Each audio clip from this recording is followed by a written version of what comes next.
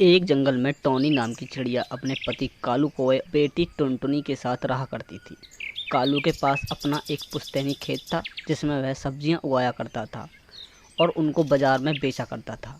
जंगल में गर्मियां आ गई थीं। सभी पंछी गर्मियों से बचने के लिए अपने अपने लिए पंखे लेकर आ गए थे जो सौर पैनल से चलते थे, पर कालू अपने लिए अभी तक पंखा नहीं लेकर आया था।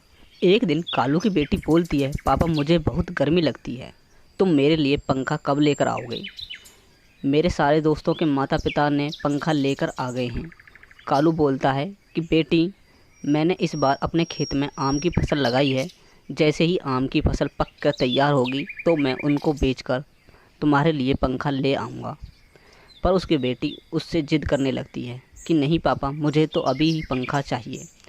टॉनी और कालू उसको बहुत समझाते हैं पर वह नहीं मानती। कालू बोलता है, ठीक है, मैं तुम्हारे लिए आज पंखा ले आऊँगा। इतना बोलकर कालू अपने खेत में आ जाता है। उसके खेत में अभी आम कच्चे ही थे और छोटे भी थे। कालू सोचता है कि अब मैं पंखे का इंतज़ाम कहाँ से करूँ। एक काम करता हूँ, मैं अपने दोस्त भूरा से कुछ पैसे उधार ले लेता हूँ। जब आम की फसल पक जाएगी तो मैं उसको उसके पैसे वापस कर दूँगा। वह भूरा के पास जाता है और उससे पैसे उधार मांगता है। भूरा बोलता है कि यार, मैं तुमको पैसे दे तो दूँ, पर मुझे भी अपने लिए एक पंखा लेकर आना है, पर मैं तुमको किसी से पैसे दिला सकता हूँ। कालू बोलता है, ठीक है, पर तुम किससे मुझे पैसे दिलाओगे? वह उसको बाज के पास ले आ जाता है जो अपने घर के बाहर उदास बैठा हुआ था। भूरा उससे बोलता है, अरे बाज भाई, क्या हुआ? ऐसी गर्मी में बाहर कैसे बैठे हो? बाज भूरा से बोलता है, क्या बताऊँ यार, तेरी भाभी को कल से कच्चे आम खाने का मन था और मैंने पूरे बाज़ार घूम आया पर मुझे कच्चे आम कहीं नहीं मिले।